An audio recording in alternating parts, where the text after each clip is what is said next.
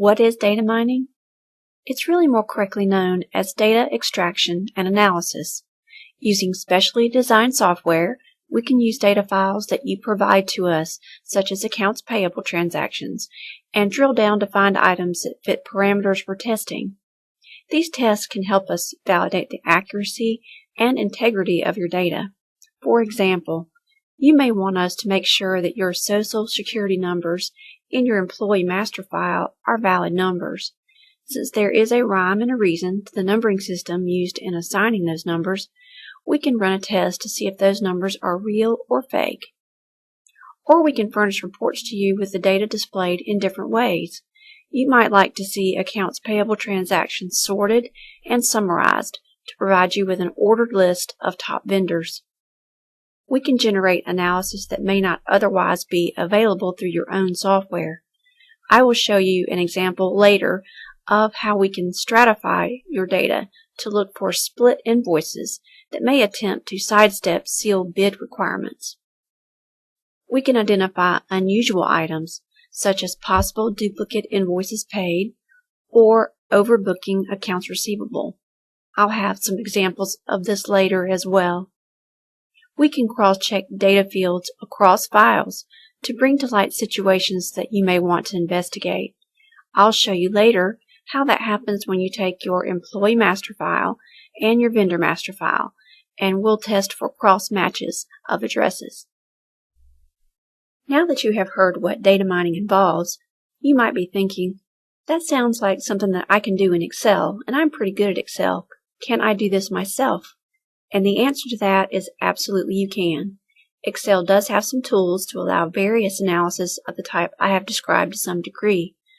You can purchase your own data extraction software package and invest the time and resources to learn and implement that software. It really boils down to weighing the cost-benefit of doing it yourself versus outsourcing it, and it's something you will have to evaluate and think through, hopefully as a part of your overall plan of monitoring. We do have that service available for you should you decide that data mining is of interest to you. We'll decide together what test would be best for your company, and then we'll provide a finished report for your use in following up on items of interest. That report received may be more cost-effective than trying to implement such procedures yourself. Now, as to whether to data mine or not data mine, we believe it is an important tool to use when you have decided to implement an integrated approach to fraud detection and prevention. When you have a system of monitoring in place, data mining is an efficient means to scan all transactions for anomalies and make corrections in processes or procedures during the year. Let's talk a little bit about how data mining is done. It is a good idea to have your internal control processes documented for each transaction processing cycle so that you have a clear idea of the kinds of tests that would be beneficial. The mechanical steps required are not really difficult. Your accounting personnel or IT personnel will provide to us computer files in a readable format. My favorite to use is .csv, or comma separated value. Many of your software packages, and I know that one that school districts use called CSI, can specify to print to a .csv file as one of your menu selections, so that makes it easy. Our software accepts 10 different file types, including text files, print files, AS400 files, regular Excel files, and even QuickBooks and Peachtree. The kinds of data you want to provide to us could include the ones listed here, and will permit us to run a wide variety of tests. You may want to think of them in terms of print reports to get an idea of what we use. These transaction files could include accounts payable checks, payroll checks, your vendor master file, your employee master file, a file of general ledger transactions, and a file of invoice accounts receivable transactions. Now, as to physically getting this information to us, you can go a couple of different ways. You can email these to us, but be careful with sensitive information like Social Security numbers. You may want to hand deliver this type of information to us on a CD, or check with your IT department regarding sending securely by email. Certain kinds of files can be password protected for emailing, so you may want to review that with your IT personnel as well. Now that we've gone over the basic concepts of data mining or data extraction, let's look at a few examples using some sample data so you can see how you might use it in your company or organization. Let's look first at the expenditure side of things. Here is a typical accounts payable check transaction file. You can see the various fields that you would recognize, such as vendor number, vendor name, invoice amount, and check number.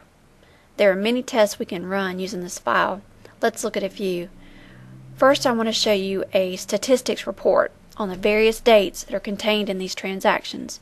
You see that it gives us the earliest and latest dates contained in this data, so you can verify the proper period is being evaluated. It also gives you a count of all items in a given month and on all the given days of the week. I noticed something interesting here in this report, items dated on Saturday. Most accounts payable departments don't process checks on the weekend, so I would probably want to see what these were. There are only 4, which may or may not be anything fraudulent, but I can extract those items into a report for you to evaluate. Let's look at something else that you can do with accounts payable data.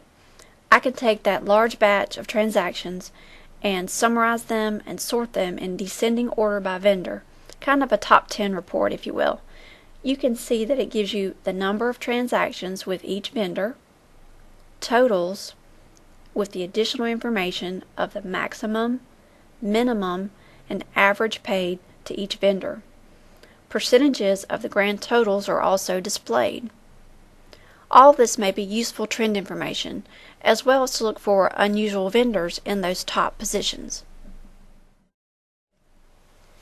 Another really useful report to run is to look for matches of addresses in your employee master file and your vendor master file. This test reveals possible false vendors set up by employees with the intent to commit fraud. This can get rather complicated to do, though, because your HR person who enters items into the employee master file may enter addresses using proper upper and lower case in doing so, and your accounts payable person in the vendor master file may enter vendor addresses in the master file using all caps. Or someone trying to commit fraud and avoid detection may use an extra character to throw off a match using letters. Well, we can use a stripping function to remove all characters and match on numbers only. So you give us those master files, we apply the various procedures to those files, and then we come up with a report that looks something like this. Now you are going to get some false positives, namely being employee expense reports. The first couple of items listed would fall into this category. But look at item 3. We have a match of address with Snow Express. This may be a legitimate vendor, but you would probably want to pull this invoice and verify the products or services received. Using that character stripping will provide other false positives that you need to note also. Look at Joel Barnes and Farm Brothers.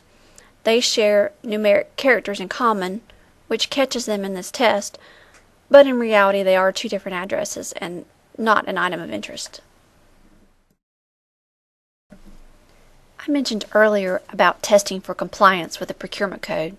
We can do this by stratifying your accounts payable transactions, capturing those that cluster around certain defined dollar parameters. What can happen is that invoices can be split up to appear separate and therefore fall under a sealed bid requirement, for example. When we stratify the data, we may catch some of this. Let's look at this next example. This report shows each dollar level that we stratified for out of the accounts payable checks. In this example, $2,500, $5,000, and $10,000 are the required approval levels, and we can sort the data in clusters around these approval levels. Let's look further at the second stratum with 11 records just under that $2,500 mark. Now, here is a report that we extracted containing those 11 items. An item is suspicious if there is more than one record for a particular vendor, especially when recorded on the same date or over a short time period. The Summer Ink vendor here should probably have some invoices pulled and examined. Let's look at one more test for accounts payable checks. We can run a test to find possible duplicate payments and provide a listing for your investigation. Let's look at an example pulled from our list of AP checks. Out of 997 test data items, we have 24 possible duplicates. The way these were detected was to strip away all the characters out of the invoice number field and then look for matches on invoice date, amount, and invoice number. Look at the Avalon Tech invoices. The additional character in the field may have caused an inadvertent double payment of that invoice in this accounting system, or it could even be a fraudulent situation if there is some collusion between the vendor and the company employee to double pay for a kickback. So you can see it is useful to test for duplicates for both the fraud perspective and for improving operating procedures. Another area that is really good to test for fraud is payroll checks. There are a couple of tests I want to tell you about. You would give me a typical payroll data file that looks something like this. You can see that I only have Social Security numbers as the identifier here, but your file would contain names and check numbers as well. Let's look at what we can do with this file. I have run this data summarized by pay date, and then I'm going to sort that by the number of records. What you get, as you see here, is a good tool to investigate unusual payroll disbursements. The lower the number of records, the more likely you might want to investigate the reasons for that, and this gives you a great tool to identify those. Another thing you can do with the payroll checks data is similar to the top 10 vendors report, which is to summarize the data by employee and order it from highest to lowest so you can see that the top employees paid are who you expected. You can also summarize by department and location with the maximum, minimum, and average for those for trend analysis purposes.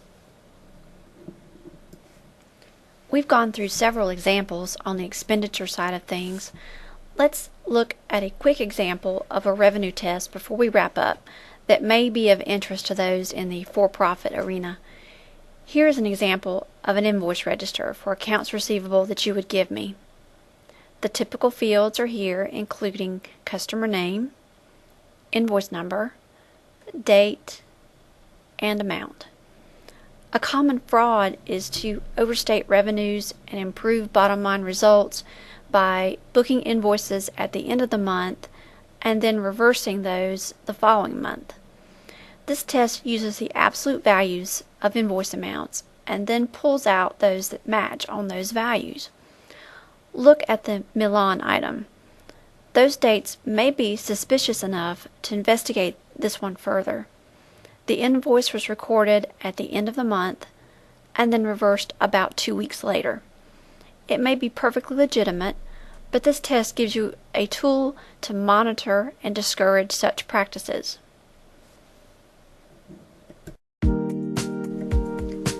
These examples I've shown you today are just a few ways that you can use data mining in your overall plan to monitor your internal controls and address and prevent fraud.